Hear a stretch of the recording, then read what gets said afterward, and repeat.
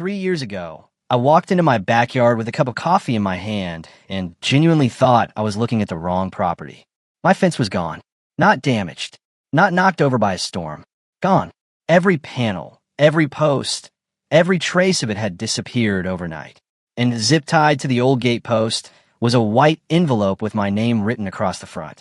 Inside was a bill for $16, $431.27. That was the moment I realized somebody had made a very expensive mistake. My name is Ethan Mercer. I'm 45 years old, and for most of my career, I've worked as a land use consultant in Colorado. My job revolves around property boundaries, easements, permits, zoning maps, and all the boring paperwork people never think about until their lives suddenly depend on it. Which is probably why what happened next unfolded the way it did. But before I get there, you need to understand why that fence mattered so much. It wasn't some luxury project. It wasn't about showing off. My wife Rachel and I built that fence the summer after our son Noah turned 9. A year earlier, he'd been chased by a neighbor's aggressive German Shepherd that slipped through a broken section of fencing behind our property. Nobody got hurt, thank God, but Noah stopped playing outside for months afterward. Every little sound made him nervous. Every bark sent him running back inside. So I decided to fix the problem myself. We hired a contractor friend, spent 3 weekends in the heat, pulled permits, passed inspections, did everything by the book. By the time we finished, we had a 6-foot cedar privacy fence wrapping around the back portion of our lot. It wasn't fancy, but it gave my kid his backyard back. That's what mattered. We live in a subdivision outside Fort Collins called Aspen Creek Estates. Quiet neighborhood. Families. Retirees. The kind of place where people waved while walking their dogs and complained about snow removal every winter. For the first couple years, our HOA barely existed. Then everything changed after a woman named Victoria Hale became president. Victoria was one of those people who somehow managed to make every conversation feel like an inspection. Always dressed perfectly, always carrying a tablet, always smiling just enough to seem polite, while making it clear she thought she was the smartest person in the room. The first time she came to my house, she didn't knock. I looked out my front window and saw her standing at the edge of my driveway, taking pictures. So I stepped outside and asked if I could help her. She smiled and said, "Just documenting a few compliance concerns." I actually laughed because I thought she was joking. She wasn't. She pointed toward my backyard and said, "Your fence appears inconsistent with the aesthetic character of the community." I remember staring at her for a second before saying, "It's a standard fence. County approved. Fully permitted." She gave a little nod. "County approval doesn't automatically satisfy HOA requirements, Mr. Mercer." That should have been my warning sign. About a week later, I received the first letter. Official HOA letterhead. Formal notice. According to the letter, my fence violated updated visual harmony standards. I had 14 days to correct the issue. The funny part was they never explained what the correction was supposed to be. Make it shorter? Paint it? Remove it? Nobody could tell me. So I called. Victoria answered. I asked when these standards had changed. She paused and said, "Recently." That was her entire explanation. Recently. No amendment. No meeting minutes. No documentation. Just recently. I tried being reasonable. I emailed questions. I requested copies of the updated rules. I asked for clarification. Every response somehow managed to avoid answering anything directly. Then the fine started. First $200, then $500, then $1,000. Every letter became more aggressive than the last. Meanwhile, I noticed little things around the neighborhood. People taking photos from a street. Board members driving by slowly. One afternoon, I found an orange marker tied to one of the fence posts like somebody was preparing for construction work. I cut it off and threw it away. That night, Rachel asked me if maybe it was time to let it go. She wasn't criticizing me. She was worried. Nobody wants to spend months fighting an HOA. But I couldn't shake the feeling that this wasn't really about the fence anymore. It felt like someone testing how much authority they could exercise before somebody finally pushed back. Looking back now, that conversation feels important because it was the last normal evening we had before everything exploded. Less than 3 weeks later, I stepped into my backyard, saw bare dirt where my fence used to stand, and opened a bill demanding over $16,000 for what the HOA called corrective action. Standing there in the morning sunlight, coffee getting cold in my hand, I felt something shift inside me. Not anger, not panic, something quieter than that. Because there was one thing I knew after 20 years of working with property records. People who are absolutely certain they're right usually haven't read the fine print nearly as carefully as they think they have. That night, I barely slept. Every time I closed my eyes, I saw that empty stretch of dirt behind my house. I kept hearing Victoria's voice in my head, calm and confident, telling me the association had every right to enforce compliance. Around 2 in the morning, I finally gave up on sleep, went downstairs, and pulled out the property records box I'd kept in the garage since we bought the house. Most people have a junk drawer.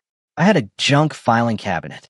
Old surveys, title reports, plats, permit records, easement maps, closing documents, inspection reports, years of paperwork stacked in folders nobody ever looks at unless something goes wrong. That night, something had definitely gone wrong.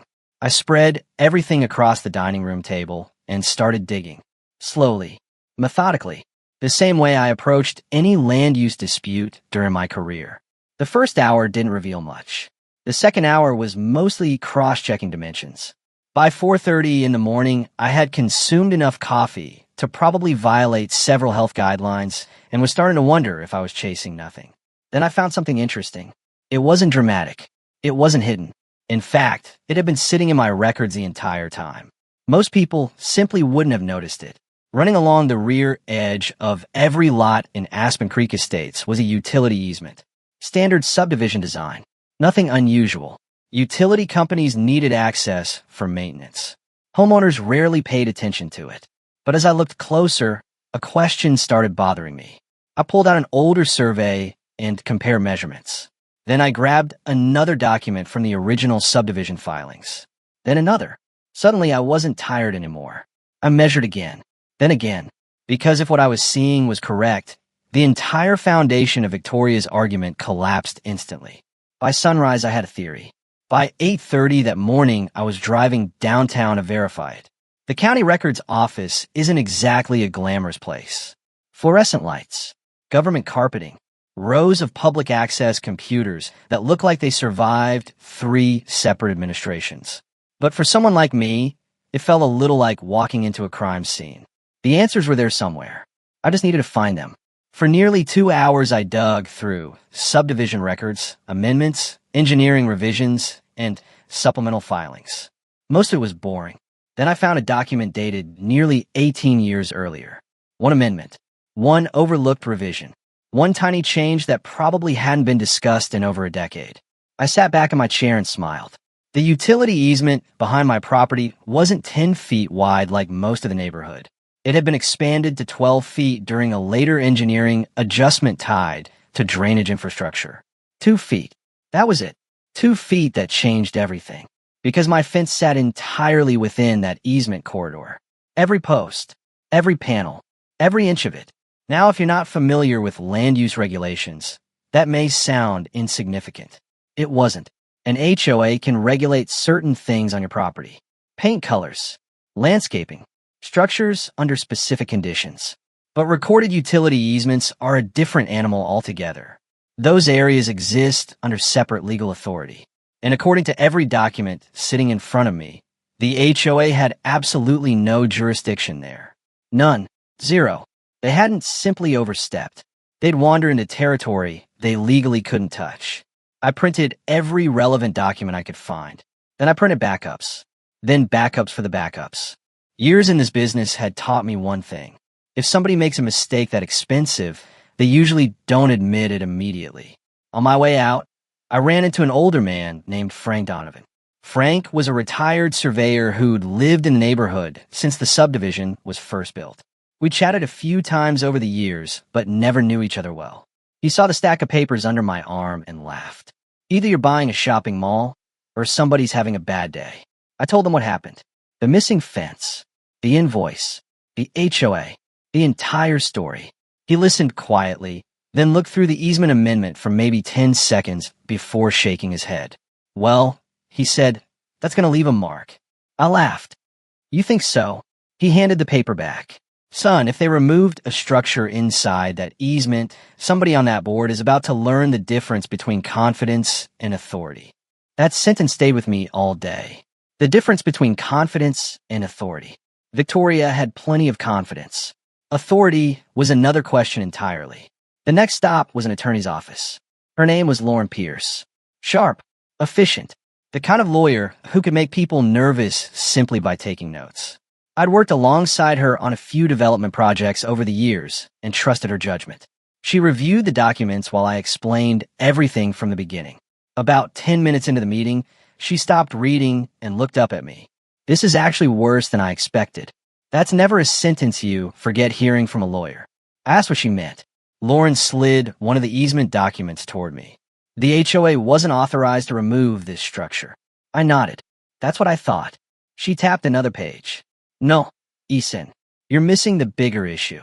Then she started listing problems. They entered private property. They ordered demolition without jurisdiction. They imposed charges afterward. They failed to provide proper due process procedures required under state law. They apparently hired a contractor without obtaining the necessary county approvals for removal work. Every new sentence made the situation look worse. Finally, I asked the question that had been sitting in my head all morning. How bad is this for them? Lauren leaned back in her chair. Let's just say, if everything you've told me is accurate, they converted a fence dispute into a liability case. Suddenly, the missing fence wasn't the story anymore. Their actions were. The following morning, we began documenting everything. Photographs, timelines, communication records, certified copies of county filings, screenshots of HOA correspondence, every conversation, every notice, every fine. We built a paper trail, so complete it practically told the story by itself. Then Lauren made a suggestion that changed everything. She said, before we file anything, let's give the county a chance to look at this. 2 days later, I found myself sitting across from a county code enforcement investigator named Marcus Reed. Marcus had the calm expression of a man who'd spent years dealing with construction disasters, permit violations, and people making terrible decisions. He listened carefully while reviewing the evidence. Occasionally, he'd ask a short question. Nothing dramatic, nothing emotional, just facts. When he reached the invoice left on my gate, he actually stopped reading for a moment. Then he looked up. They billed you for removing your own property. I nodded. Marcus slowly closed the folder. Interesting. Now, maybe that doesn't sound like much, but when a government investigator says interesting in that tone, it usually means somebody else should start worrying. 3 days later, he called me directly. Mr. Mercer, he said, we'll be conducting a site inspection tomorrow afternoon. I recommend being present. I asked if there was anything else I needed to know. There was a brief pause on the line. Then he said something that made me sit up a little straighter. You may want to invite your HOA representative to attend as well. And for the first time since my fence disappeared, I had a feeling I knew exactly where this story was headed. The next afternoon felt strangely normal at first. Kids were riding bikes. Somebody down the street was mowing their lawn. A delivery truck rolled through the neighborhood like it was any other Thursday.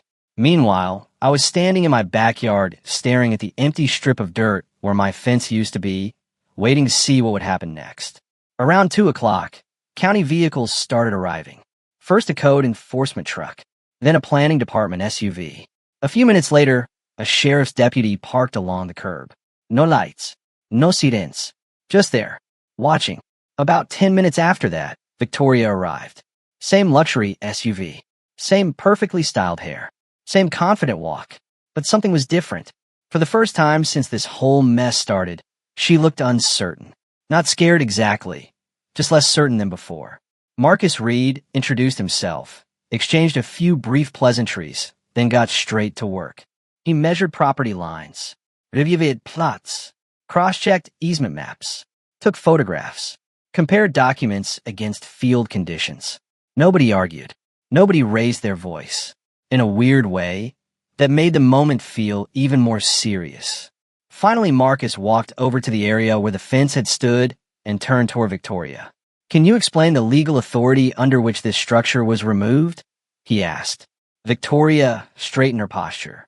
The Homeowners Association exercised its covenant enforcement rights. Marcus nodded. Then he pointed toward the survey map. This structure was located entirely within a recorded utility easement. Victoria hesitative. Our legal interpretation suggested. Marcus cut her off politely. This isn't a matter of interpretation. He tapped the document. It's a matter of recorded jurisdiction. The silence that followed felt enormous. Even the deputy glanced up from his notepad. Victoria opened her mouth, closed it again, then finally said, "We believed we were acting in the best interests of the community." Marcus gave a small nod. "I'm sure you did." Then he closed his folder. But good intentions don't create authority. I don't know why that line hits so hard, but it did. Maybe because it perfectly summarized the entire situation. For months, Victoria had operated as if confidence alone could substitute for legal authority. Now somebody with actual authority was explaining the difference. Within 48 hours, the county issued formal notices regarding unauthorized work activity, permit deficiencies, and jurisdictional concerns. The board panicked. You could practically feel it spreading through the neighborhood. Suddenly, people who hadn't returned emails for months wanted meetings. Phone calls, discussion, clarifications. One board member named David Monroe called me personally. I'd barely spoken to him before. His voice sounded exhausted. "Ethan, I think we should sit down and resolve this." Funny how fast people discover the value of compromise when consequences show up. The meeting happened the following week at the community clubhouse. Nothing glamorous. Folding chairs. Coffee that tasted like regret. Fluorescent lighting that made everyone look 10 years older. Victoria was there. So were 3 board members. Lauren sat beside me, with a folder thick enough to stop a bullet. David opened the discussion by talking about moving forward together as a community. Lauren let him finish, then calmly slid a packet across the table. "Let's begin with damages." The room got very quiet. She outlined everything. Reimbursement of the demolition invoice. Full reconstruction costs based on current labor and material pricing. Legal expenses. Removal of all violation records. Formal acknowledgement of improper enforcement procedures. Nobody interrupted. Nobody objected. They simply listened. When Lauren finished, Victoria finally spoke. Her voice sounded completely different from the woman who used to stand in my driveway with a tablet. "That seems excessive." I looked directly at her. "You enter my property, removed a legally permitted structure, billed me for it, then spent months insisting you had the authority to do it." I paused. "That's not excessive. That's the bill." Nobody had a response, because there really wasn't one. About halfway through the meeting, another board member cleared his throat and quietly suggested leadership changes might be necessary moving forward. The moment those words left his mouth, I knew the fight was over. Not legally, not officially, but practically. Everybody in that room understood what had happened. The checks arrived less than 3 weeks later. The total settlement exceeded $25,000 by the time everything was finalized. Construction crews rebuilt the fence. The violation notices disappeared from HOA records.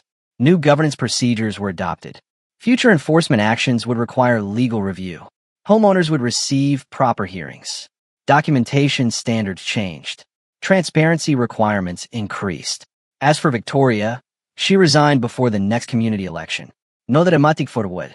No speech. No explanation. One day, she was president. The next day, she wasn't. A few months later, I was sitting on my back patio watching Noah play catch with a friend in the yard. The new fence stood exactly where the old one had stood. Same dimensions. Same location. Same purpose. Late afternoon sunlight was hitting the cedar boards, and for the first time in a long while, everything felt peaceful again. But the truth is, this story was never really about a fence. The fence was just the excuse. What it was actually about was something I think a lot of communities struggle with. The difference between rules and power. Rules matter. Communities need them. Structure matters too. But the moment somebody starts believing authority comes from confidence instead of accountability, problems usually follow. Looking back, I don't think Victoria woke up one morning planning to become the villain in somebody else's story. I think she convinced herself she was protecting the neighborhood. The problem was she stopped questioning where her authority ended. And that's usually when people get into trouble. Now here's the question I've wondered ever since. If you had been in my position, would you have paid the fines and moved on just to avoid the stress? Or would you have pushed back knowing it could have turned into an expensive fight with no guarantees? I'd genuinely like to know, because situations like this rarely fit neatly into right and wrong.